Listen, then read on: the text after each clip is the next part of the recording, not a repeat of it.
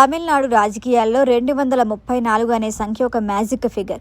ప్రభుత్వాన్ని ఏర్పాటు చేయడానికి 118 స్థానాలు అవసరం.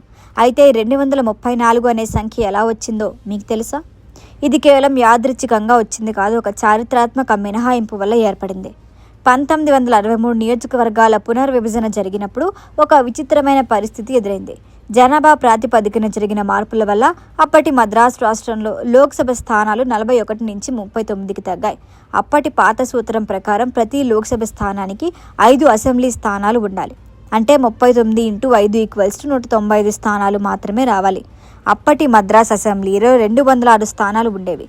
కొత్త లెక్కల ప్రకారం అవి 195కి పడిపోతే ఎమ్మెల్యేల సంఖ్య తగ్గి నియోజకవర్గాల విస్తీర్ణం విపరీతంగా పెరిగిపోయే ప్రమాదం ఉంది. ఇది ప్రజలకు ప్రాతినిధ్యాన్ని తగ్గిస్తుందని కమిషన్ గుర్తించింది. పశ్చిమ బెంగాల్, కేరళ వంటి రాష్ట్రాలు పాత సూత్రాన్ని అనుసరించాయి. కానీ జస్టిస్ జేఎల్ కపూర్ నేతృత్వంలోని 3 సభ్యుల కమిషన్ మద్రాస్ కోసం ఒక ప్రత్యేక మినహాయింపు ఇచ్చింది.